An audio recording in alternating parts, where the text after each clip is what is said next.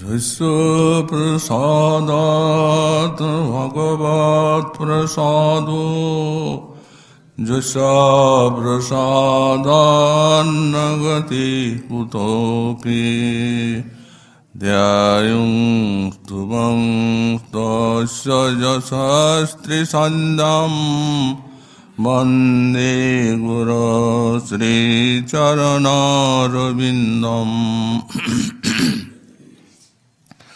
आजानुलम्बितभुजौ कनकावदातौ संकीर्तनैकपितरौ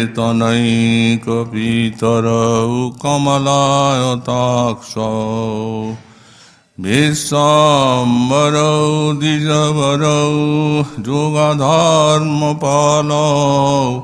वन्दे जगत्प्रियकरौ करुणावतारौ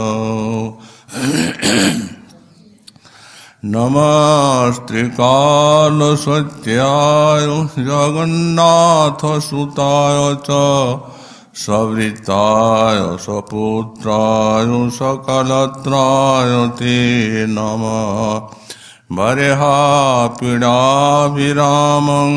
मृगमदतिलकं कुण्डलाक्रान्तगण्डां कञ्जाक्षं कम्बुकण्ठं स्मितसुभगमुखं स्वादुरीन्नस्तवीनुम्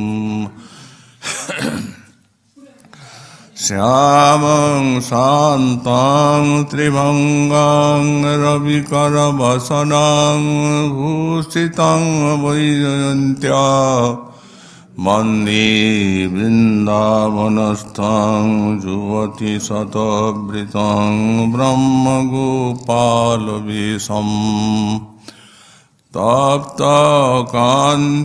गौरङ्गी राधे वृन्दावनेश्वरी वृषभानुसुते देवी तं नमामि हरिप्रिये मूकं करोति वाचालं पङ्गुं लङ्घयति गिरिं यत्कृपातमं वन्दे परमानन्दमाधवम् वञ्छाकल्पतरुभ्यश्च कृपासिन्धुभ्य एव च पतितानां पावनेभ्यो वैष्णवेभ्यो नमो नमः हरिभक्ति पराजे च हरिनाम परायणा दुर्वृत्ता वा सुवृत्ता वा तेषां नित्यं नमो नमः नमः धर्माय महते नमो कृष्णाय वेदसे ब्राह्मणे नमस्कृत्य धर्मान् वक्ष्ये सनातनान् नारायणं नमस्कृत्य नरं चैव नरोत्तमं देवीं सरस्वतीं व्यासं ततो जयो मुदीरयेत् जय रूप सनातन भट्ट रघुनाथ श्रीजीव गोपाल भट्ट दास रघुनाथ ईशाय गुसाई करी चरण वंदन जहाँ हुई विघ्ननाश अभीष्ट पुराण दुर्गमी पथिमेन्धस्कलत्पाद गतिर्मुहु शक्रपादुष्टिधारेण संत संतो अवलंबनम्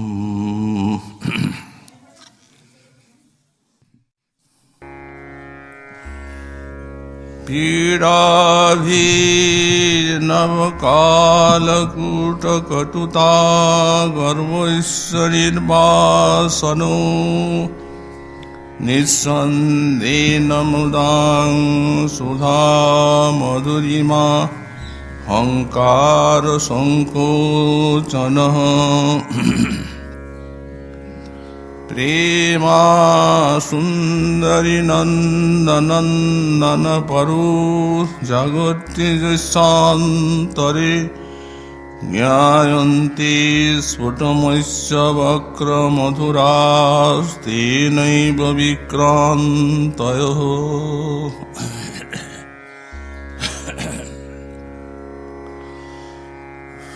পরম আরাধ্য মদীয় অষ্টোত্তর শত শ্রী শ্রী শ্রীল গুরুপাদ পদ্মের বার্ষিক তিরোধান তিথির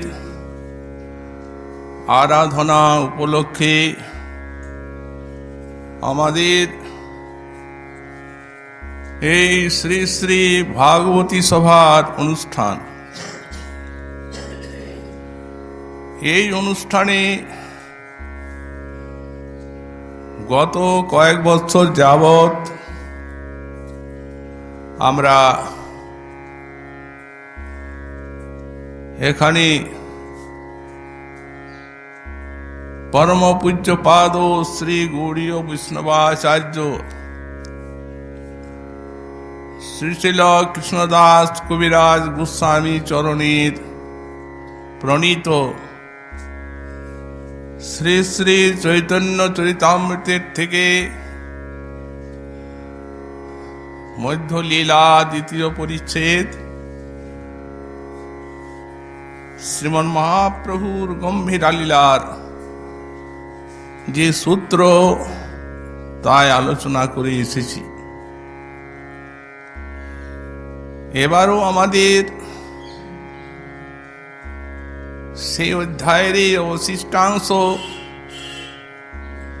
এখানে আলোচনার বিষয়বস্তু।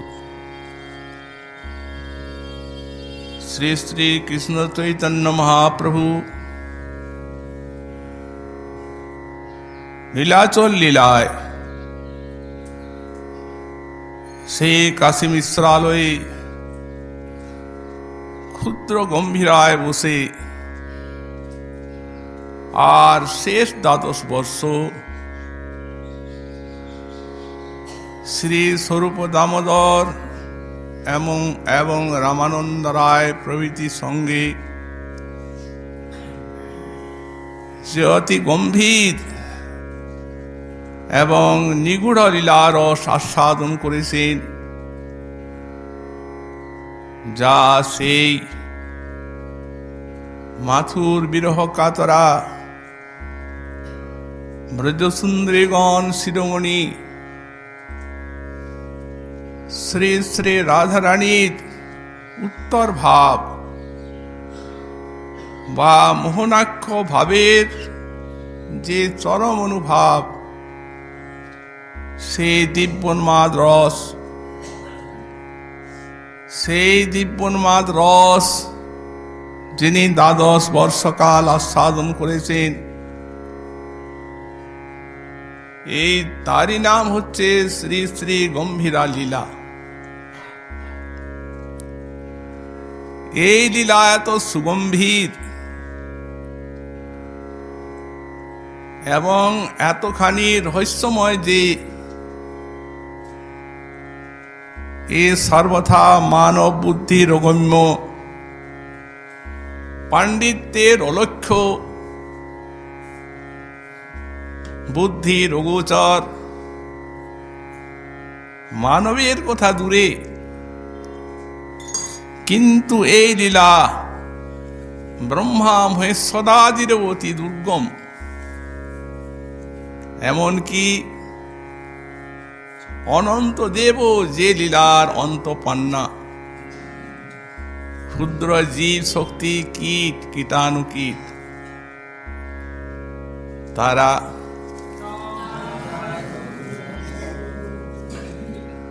এই লীলা শ্রবণ কীর্তন এবং আলোচনার কোথাকার কি আমরা এই লীলার গাম্ভীর্য সম্বন্ধে বা দুর্গমতা সম্বন্ধে একটি দৃষ্টান্ত আপনাদের দিতে চাই। এই যে প্রেম বস্তু, এই প্রেম বস্তুটি এমন এক অপূর্ব অদ্ভুত আকর্ষণীয় জিনিস যে এর যে বিষয় তত্ত্ব এবং এর যে আশ্রয় তত্ত্ব,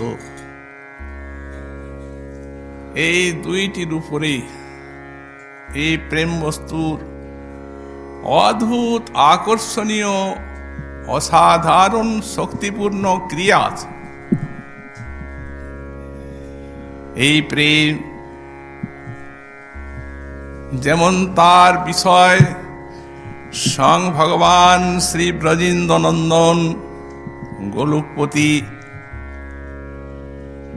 সর্বময় সর্বব্যাপী, তাকে যেন আকর্ষণ করে আনে। এমনকি ভক্তের বশীভূত করে দেয়। ভগবান মধুসূদন ভক্তের হৃদয় কমল কোষে যে প্রেম মকরন্দ রস তা লোলুপতায় তিনি এতই লুব্ধ হন যে, এতখানি উন্মত্ত হন যে ভক্তের হৃদয় কমল কোষ কোনদিন ত্যাগ করতে পারেন না। আত্মারাম আপ্তকাম শিরোমণি হয়ু। এই জন্য ভাগবত বলেন, বিচিজ্যোতি হৃদয়ং নজস্ব সাক্ষাৎ।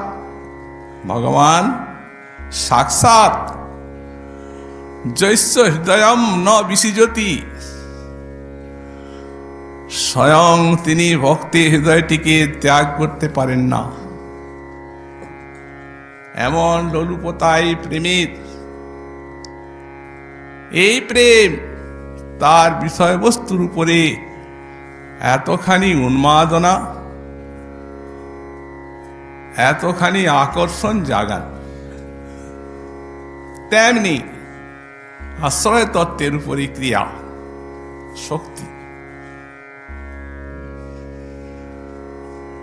এই প্রেম আশ্রয় তত্ত্ব ভক্তের সারা বিশ্বটিকে ভুলিয়ে দেয়। পরিদৃশ্যমান বিশ্বজগতের যে একটা মায়াময়ী শক্তি, মুগ্ধতা শক্তি আছে, যার প্রভাবে সমগ্র বিশ্ব জগৎ জ্ঞানী অজ্ঞানী বিদ্বান বুদ্ধিমান সব মোহিত হয়ে আছে। কিন্তু প্রেম ভক্তের সম্মুখের থেকে এই মায়াময় দৃশ্যটিকে মুছে ফেলে দেয়। এমন কি এই ভক্তের ইন্দ্রিয়গুলিকে, মনকে ভগবানের মাধুর্য আস্বাদনে এতখানি প্রলুব্ধ করে, এতখানি উন্মাদিত করে যে ভক্ত সেই প্রেমোন্মাদনায়, সেই মাধুর্য আস্বাদনে নিয়ত তন্ময় হয়ে যান। তো এই আশ্রয় তত্ত্বের উপরে এবং বিষয় তত্ত্বের উপরে প্রেমের শক্তিপূর্ণ ক্রিয়া। কিন্তু আমাদেরকে জানতে হবে যে প্রভাবটা আমরা বললাম প্রেমের, সেটি হচ্ছে জীব শক্তির হৃদয়ে প্রেমের ক্রিয়া। এবং মহাজন বলেন জীব শক্তিতে অনুপরিমাণ প্রেম। তো যদি অনুপরিমাণ প্রেমের এই রূপ ক্রিয়া হয়, এত শক্তি হয় তার বিষয় তত্ত্ব এবং আশ্রয় তত্ত্বের উপরে, তাহলে প্রেম যেখানে সুমেরুর মতো গুরুতর, মহান, পরম মহান, প্রেম যেখানে কোটি কোটি সমুদ্রের থেকেও দুরবগাহ, অনন্ত অপার, পারাবারহীন, সেখানে এই প্রেমের এই বিষয় তত্ত্বের উপরে আর আশ্রয় তত্ত্বের উপরে কতখানি প্রভাব বিস্তার হতে পারে। প্রভু তো এই নিয়েই গম্ভীরা লীলা, এই জায়গায় গম্ভীরা লীলার গম্ভীরত্ব, মহত্ব, বিশালতা, ব্রহ্মা মহেশ্বর আদি দুর্গমত্ব শেষের অবর্ণনীয় এই জায়গায়। সেই প্রেমটি হচ্ছে একমাত্র শ্রী শ্রী বিশ্বভানন্দিনীর প্রেম। সেখানে প্রেম পরম মহান, সেখানে প্রেম সুমেরুর থেকেও গুরুতর, সেখানে প্রেম পারাবারহীন, দুর্গম। তো সুতরাং সেই যে প্রেম স্বয়ং ভগবান ব্রজেন্দ্র নন্দনীর লুব্ধতা লোলুপতা জাগিয়েছে, আজ তিনি সারি লোলুপতায় এই বিশেষ কলিতে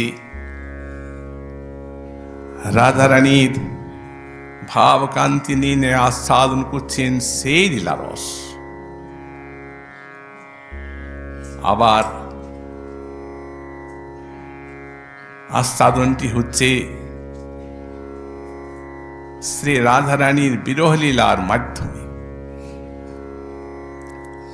কারণ বিরহে প্রেম এত আরুণময়, এতখানি উত্তাল, এতখানি প্রভাবযুক্ত যে বিরহে কি উন্মাদিত পাগল করে দেয় এই প্রেম, বিরহ প্রেম। সেই বিরহ ভাবটি অবলম্বন করেছেন শ্রীমন মহাপ্রভু। তো সুতরাং এই জায়গায় হচ্ছে এই আমাদের শ্রী শ্রী গম্ভীরা লীলার গম্ভীরত্ব। এখন আমাদের প্রশ্ন হবে, যদি এই লীলা মহেশ্বরাদিরও দুর্গম হন, যদি এই লীলা সাক্ষাৎ শেষদেবেরও অগম্য হন, তবে ক্ষুদ্র জীব কীট তারা কোন সাহসে এই লীলা আস্বাদন করতে যাবে? এইটি হচ্ছে প্রশ্নের কথা। কিন্তু হয়েওছে ঠিক তাই।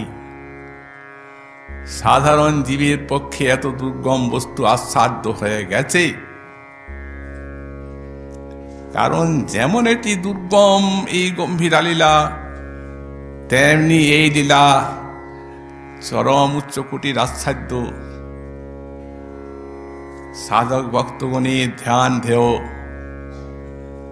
সিদ্ধ ভক্তগণের নিবিড় আস্বাদ্য এই লীলা। তো সুতরাং কৃপার উপরে তো কিছু কথা নেই। শ্রীমন মহাপ্রভুর করুণায় সেই গম্ভীরা লীলা আজ গৌড়ীয় বৈষ্ণবগণের আরাধনার ধন। এই কোটি কোটি প্রাণেরও প্রাণ।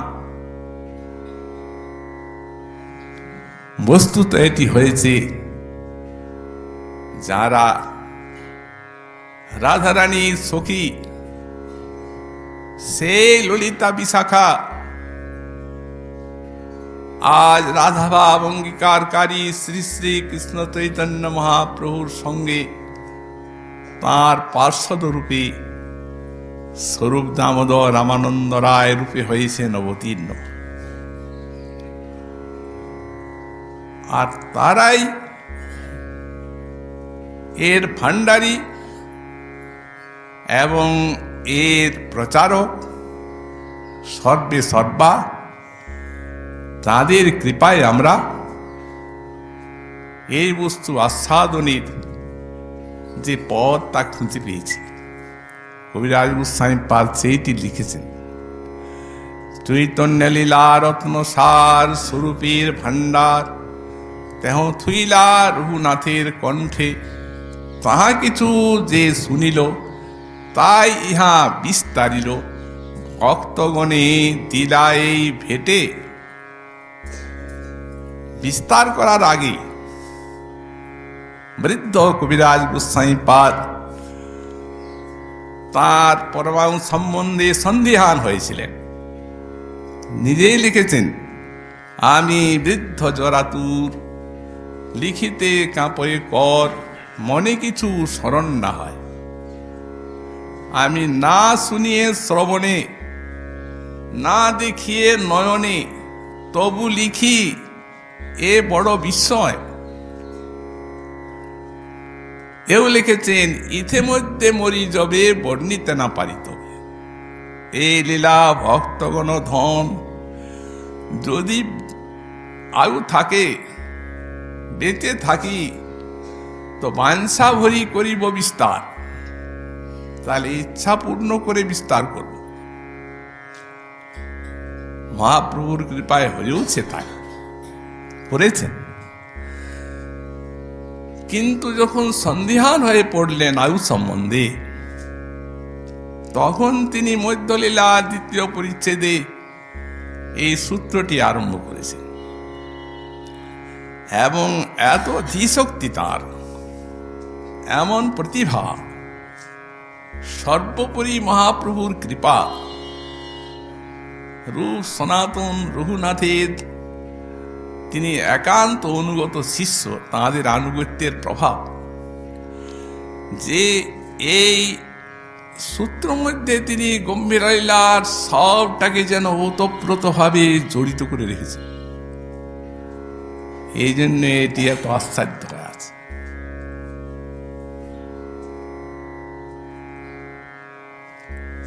এবং এর যে আস্বাদনী, এর যে মাধুরী, তাতে এই লীলা হয়েছে সকল লীলার সার আচ্ছার। যদি কেউ বলেন কেন, কবিরাজ গোস্বামী তো নিজেই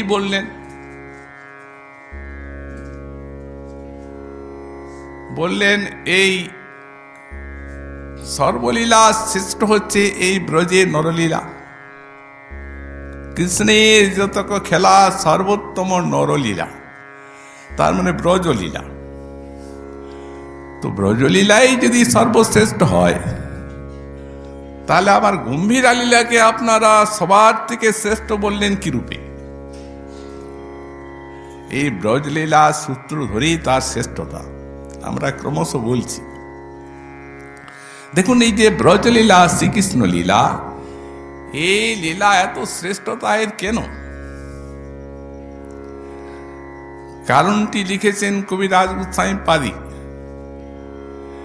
উনি বললেন, মাধুর্য ভগবত্তা সার, তাই ব্রজে কইল পরচার। মাধুর্যটি হচ্ছে ভগবত্তার সারাৎসার, স্বরূপ, ঐশ্বর্য এবং মাধুর্য নিয়েই ভগবত্তা। কিন্তু মাধুর্যটি হচ্ছে সারেরও সার। কারণ ঠাকুর মশাই বললেন, জগৎ ব্যাপক হরি, অজ ভব আজ্ঞাকারী, মধুর মূরতি লীলা কথা। এই জায়গায় মধুর শব্দটা প্রয়োগ হয়েছে এই লীলা কথাতে। সুতরাং কৃষ্ণের যে মধুময়ী লীলা প্রজাপার্ষদগণ সঙ্গে, এই গোপাল লীলার কোনো তুলনা নেই, অতুলন এই ব্রজলীলা, মাধুর্যময়ী লীলা। কিন্তু তার যে পিতামাতার সঙ্গে যে বাল্যলীলা, তার সখাগণ সঙ্গে যে পৌগণ্ড লীলা, তার থেকে এই যে তার ব্রজবালাগণ সঙ্গে যে কৈশোর লীলা, এটি হচ্ছে সর্বলীলার শ্রেষ্ঠ লীলা। কারণ এটি সাক্ষাৎ মহাভাব এবং সচ্চিদানন্দের বিলাস মাধুরী। সর্বোপরি এই শৃঙ্গার সলীলা যত আছেন বৃন্দাবনে গোপীগণ সঙ্গে গোপীনাথের, সবার থেকে শ্রেষ্ঠ বলা হয়েছে শ্রী শ্রী রাসলীলা, সর্বলীলা মুকুটমণি। যাতে সব রসের সুন্দর সমাবেশ বা সমাহার রয়েছে এই রাসলীলা। এই জন্যে এই রাসলীলাকে সব লীলার শ্রেষ্ঠ বলা হয়েছে ব্রজলীলার মধ্যে।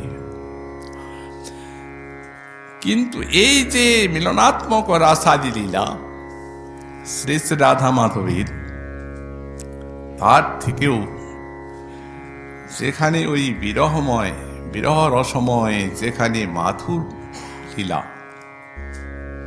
ব্রজবালাগণের যে মাথুর বিরহ লীলা, সেই লীলা অনেক অনেক উচ্চকোটির।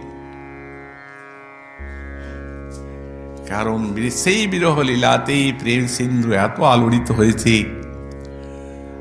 যে তার ভাব গর্ভে যত সমস্ত রত্নরাজি, ভাব রত্নরাজি সব বেরিয়ে এসেছে। বিরহরূপ মন্দরের আলোড়নে এই জন্যে সর্বশ্রেষ্ঠ হচ্ছে সেই বিরহলীলা, সবার উপরে সেই রাধারানীর দিব্যোন্মাদ। আর সেই দিব্যোন্মাদ লীলাটি হচ্ছে এই গৌরলীলা, ওইটিকে উনি গ্রহণ করেছেন। কিন্তু রাধারানীতে যেটি ব্রজে ছিল তার থেকে এটি বেশি আলোড়নময় হয়ে গেছে, তাই এর তো মাধুরী। কেন হয়েছে? যেহেতু রাধারানীর এটা নিজস্ব সম্পত্তি। মদন, মোহন, মাদন এ সমস্ত ভাব একা রাধার। তো সুতরাং তার নিজের জিনিস বলে তার হৃদয়কে এই ভাবগুলি এতখানি আলোড়িত করতে পারে নাই যতখানি কৃষ্ণের আধারে করেছে। কারণ এখন তো কৃষ্ণ আস্বাদন করছেন রাধারানীর ভাবে। এই জন্যে আমাদের কবিরাজ গোস্বামীপাদ লিখলেন, যাহা নাহি দেখি শুনি শ্রী ভাগবতে, সেই সব বিকার প্রকাশে সচি সুতে। এই যে মহাভাব সিন্ধুর থেকে যে সমস্ত রত্নরাজি বেরিয়ে এলো, ভাগবতে তো রাধারানীর অস্থিসন্ধি বিয়োগ দেখা যায় না, তারই ভাব। ভাগবতে তাঁর কর্মাকৃতি অনুভবও দৃষ্ট হয় না, কারণ সেখানে আধারটা এত বিশাল, জিনিসটাকে হজম করতে পেরেছে। আর তারা গোপী গোপন করে রাখাই যে তাদের স্বভাব। কামনার আবরণে প্রেমকে ঢাকা দিতে এমন আর কেউ জানেন না, পারেন না, কারো সামর্থ্য নেই। এইটাই গোপীভাবের বৈশিষ্ট্য। তো সুতরাং এই জন্যই শ্রীমন মহাপ্রভুতে যে লীলা, সে লীলা হয়েছে সারাৎসার লীলা। আর একটা কারণ আছে, এই লীলা সারাৎসারতা কবিরাজ গোস্বামীপাদ লিখেছেন। মহাপ্রভুর এই যে লীলা, গম্ভীরা লীলা শুনুন, যে কোনো লীলা, বিশেষ এই লীলা, উনি বললেন যে কৃষ্ণ লীলামৃত সার তার শত শত ধার, 10 দিকে বহে যাহা হইতে, সে চৈতন্য লীলা হয় সরোবর অক্ষয়, মনোহংস চরাহ তাহাতে। এখন ওই যে কৃষ্ণের যত খেলা সর্বোত্তম নরলীলা, তাই যদি আমরা মেনে নিই লীলার শ্রেষ্ঠতা সম্বন্ধে, কৃষ্ণের যত খেলা সর্বোত্তম নরলীলা, এই তো সেই যে কৃষ্ণলীলামৃত ধার, তার সার, তার শত শত ধার, শত শত উৎস গৌরাঙ্গের লীলা, কৃষ্ণলীলা সমূহের। যেমন কবিরাজ গোস্বামী দৃষ্টান্ত দিচ্ছেন একটা অক্ষয় সরোবর।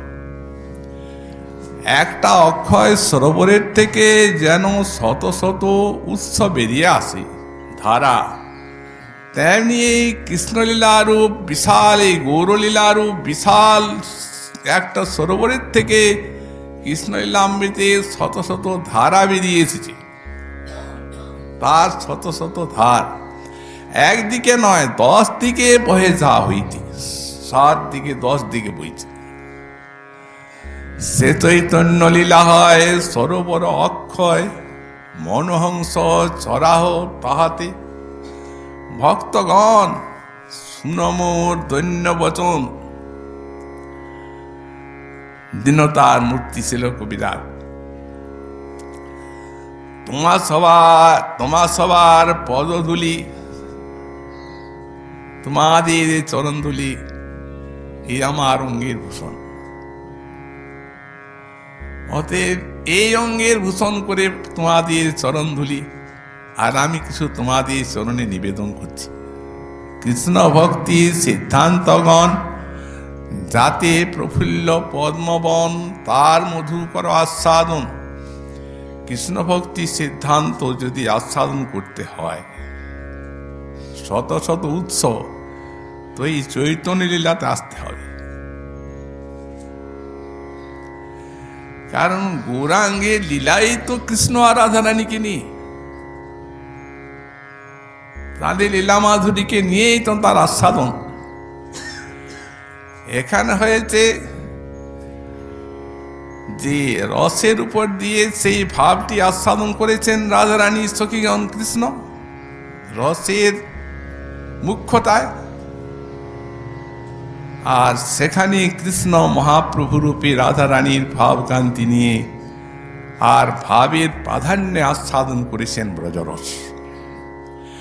ভাবের প্রাধান্যে ব্রজরসটা আস্বাদন করেছেন বলেই এত গম্ভীর হয়ে গেছে। যেমনি গম্ভীর তেমনি আস্বাদনাধিক্য হয়েছে। এই জন্যেই বলছেন এতে কৃষ্ণ ভক্তি সিদ্ধান্তগণ তাতে প্রফুল্ল পদ্মবন, তার মধুকর আস্বাদন। মধু আস্বাদন করতে গেলে চৈতন্য লীলায় আসতে হবে। কি মধু? কৃষ্ণ ভক্তি সিদ্ধান্ত রূপ মধু।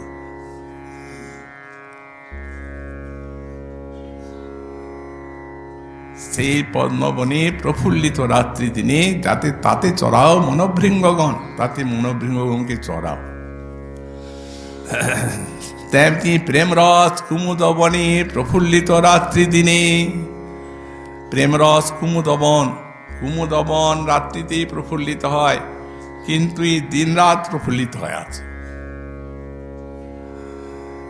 এই জন্য যদি শ্রীকৃষ্ণ লীলা মাধুরী আস্বাদন করতে হয়, তাহলে গৌরলীলায় আসতে হবে। আরো লিখেছেন, এই লীলামৃত বিনে খায় যদি অন্ন পানে, তবু ভক্তের দুর্বল জীবন। এই লীলামৃত বিনে খায় যদি অন্ন পানে, কোন জায়গায় অনুপানও আছে। আচ্ছা, এখানে অন্নপানটা কি? অনেকে বলেন অন্নপান মানে অন্ন পানীয় ইত্যাদি খেলেও দুর্বল হয়ে যায় শরীর। কিন্তু অন্ন পানীয় খেয়েও দুর্বল হয় না হয়, তার সঙ্গে লীলার সম্বন্ধ কি আছে? লীলা আলাদা, আত্মার খোরাক, আর অন্ন পানীয় দেহের খোরাক। তাহলে অন্ন পানীয়ের সঙ্গে কবিরাজের মতো এত বড় বিদ্বান উনি যে লীলার সঙ্গে দৃষ্টান্ত দেবেন, তার মানে সেটি হচ্ছে এই কৃষ্ণ লীলা। এখন মহাপ্রভুর লীলারস বিস্তৃত হওয়ায় বলেন, এই গৌরলীলাকে বাদ দিয়ে যদি কেউ কৃষ্ণলীলা আস্বাদন করেন, গৌড়ীয় বৈষ্ণবের মন দুর্বল হয়ে থাকবে, পুষ্টি লাভ করতে পারবে না। এই লীলামৃত বিনে খায় যদি অন্ন পানে, তবু ভক্তের দুর্বল জীবন। সেই সরোবরে গিয়া হংস চক্রবাক হইয়া তাহা সদা করো বিলাস। ভক্তগণকে অনুরোধ করছেন, সেই সরোবরে যান, হংস চক্রবাক হয়ে সেখানে লীলারস আস্বাদন করুন। এখানে এই লীলাসূত্রের আমরা যে পর্যন্ত আস্বাদন করে এসেছি, সেখানে শ্রীল কবিরাজ গোস্বামী পাদ লিখেছেন যে কৃষ্ণলীলা অমৃতের আস্বাদন সেটি কি প্রকার।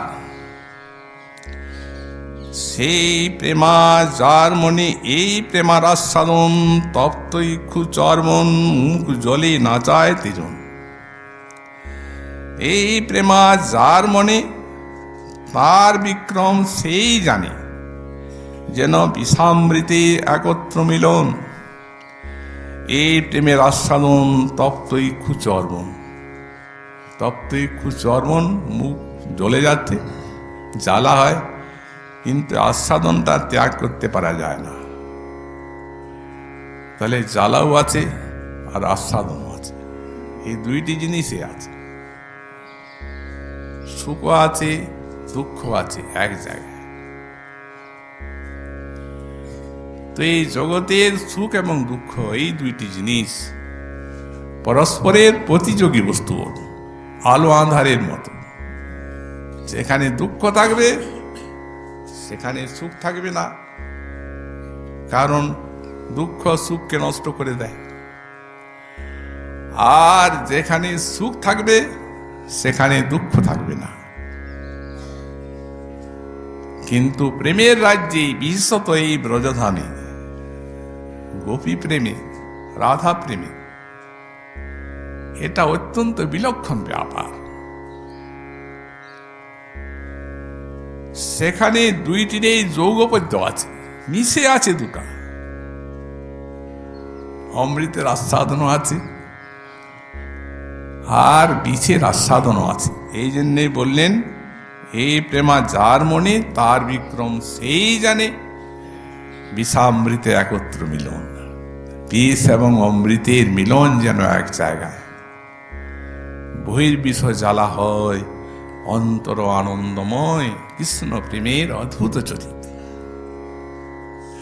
এখানে একটা শ্লোক দৃষ্টান্ত দিচ্ছেন বিদগ্ধ মাধব নাটকের থেকে। পূর্ণমাসী দেবী তিনি বলছেন নান্দিমুখীকে, পীড়াভিন্নবকাল কূটকটুতা গর্বস্য নির্বাসনু নিঃসন্দেন মুদাং সুধা মধুরিমা হংকার সংকোচন প্রেমা সুন্দরী নন্দনন্দন পরো জাগর্তি জৈসান্তরে জ্ঞায়ন্তি স্ফুটমস্য বক্র মধুরাস্তেনৈব বিক্রান্তয়। হে সুন্দরী নান্দিমুখী, এই নন্দনন্দন পর প্রেমা জৈস্য অন্তরে জাগর্তি, এই যে কৃষ্ণ বিষয়ক প্রেম, নন্দনন্দন বিষয়ক প্রেম, যে ব্রজবালার অন্তরে জাগরিত হয়। এখানে ব্রজবালাই মুখ্যত বলতে হবে, কারণ তাদের প্রেমটি এই প্রকার। এই যে বিষামৃতে একত্র মিলন, মুখ্য রূপে এটি তাদের আস্বাদন। এই জন্য বললেন, ওই সুন্দরী নান্দিমুখী জৈস্য অন্তরে নন্দনন্দন পর প্রেমা জাগর্তি। বললেন ঐশ্য বক্রমধুরা স্ফুটমস্য বক্রমধুরা তেনৈব বিক্রান্ত।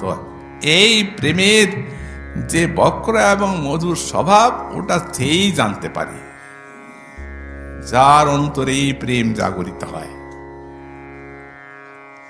অনুভবী ব্যক্তি দেখে এই প্রেম কাউকে বোঝানো যায় না, আর বুঝালেও তিনি বুঝতে পারেন না, অনুভব যদি না আছে। যার অন্তরে জাগে এই প্রেম, তিনি এই প্রেমের বক্র মধুর স্বভাব তিনি জানেন। কি প্রকার স্বভাব? বললেন, পীড়াভীর নবকাল কূট কটুতা গর্বস্থ নির্বাসনু। নবকাল কূটের যে একটা কটুতা, তীব্রতা, তার একটা গর্ব আছে। নবকাল কূট মানে কি? শাবক যে সব বিষধর সর্প বাচ্চাগুলো, ওগুলা যখন দংশন করে তখন এমন লহর উঠতে থাকে, তার জ্বালার, যে সে জ্বালার লহরী ওই বৃদ্ধ বা যুবক সর্পের থেকে অনেক বেশি। তো একেই নবকালকূট বলা হয়। তো এই নবকালকূটের যে তীব্রতা, জ্বালা, বিষজ্বালার লহরী, তার একটা যে গর্ব আছে, ও গর্বকে এই কৃষ্ণপ্রেমীর জ্বালা খর্ব করে দেয়। এবং সঙ্গে সঙ্গে সুধা, মধুরিমা, অহংকার ও সংকোচন, অমৃতের একটা যে মাধুর্য আছে, তারও একটা অহংকার আছে। তো অমৃতের মাধুর্যের যে অহংকার, সে অহংকারকেও নাশ করে দেয়। শ্লোকটি কিন্তু হচ্ছে সেই ওই পূর্বরাগ প্রকরণের শ্লোক, আর এখানে হচ্ছে সেই মাথুর বিরহের চরম দিব্যোন্মাদ। এখন প্রশ্ন হবে যে দিব্যোন্মাদের ভিতরে আবার পূর্বরাগের শ্লোকের দৃষ্টান্ত এনে আর কি বুঝাতে চাইছেন কবিরাজ গোস্বামী পাদ? বিষয়টি হচ্ছে এই যে দুটি প্রেম, দুটি বিভাগ প্রথমে করা হচ্ছে। একটি হচ্ছে সম্ভোগ আর একটি হচ্ছে বিপ্রলম্ব বিরহ। প্রেমের এই দুটি কলেবর, এই দুইটি কলেবরের মধ্যে এই প্রেম সম্ভোগে এবং বিপ্রলম্বে দুইটিতে আস্বাদন দিচ্ছেন ভক্তকে, প্রেমিককে। তা এখন ওই যে বিপ্রলম্ব রস, তারে আবার চারটা ভাগ। একটি হচ্ছে পূর্বরাগ, একটি হচ্ছে মান, একটি হচ্ছে প্রেম বৈচিত্র্য, আর একটি হচ্ছে প্রবাস। এই চারটা ভাগ। তো এই চারটা ভাগের মধ্যে এই যে পূর্বরাগ, এই পূর্বরাগের দৃষ্টান্ত এখানে দেওয়া হচ্ছে। এটি প্রশ্ন আমাদের কেন?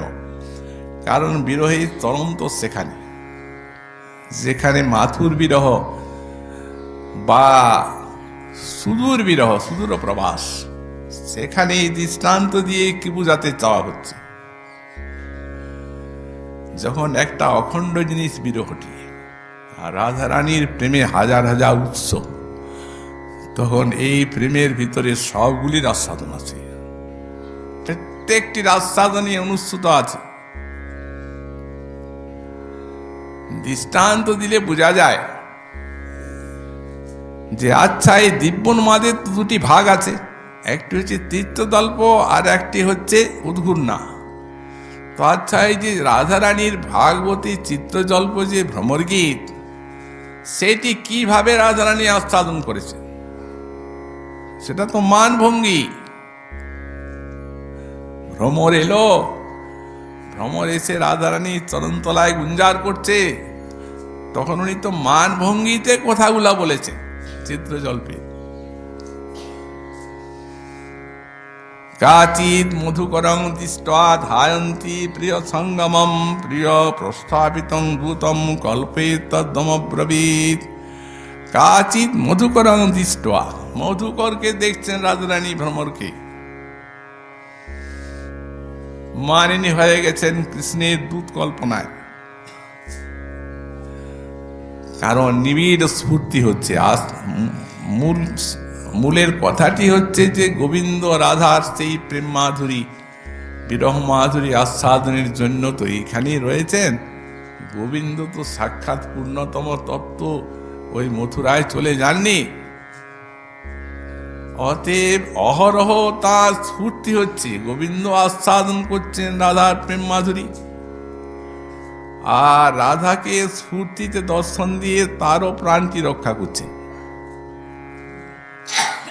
এটা তো কৃষ্ণ নিজেই বলেছেন, তোমার জীবন রক্ষার জন্য আমি বারে বারে শ্রী বৃন্দাবনে যাই, কিন্তু তাহা তুমি মানব স্ফূর্তি।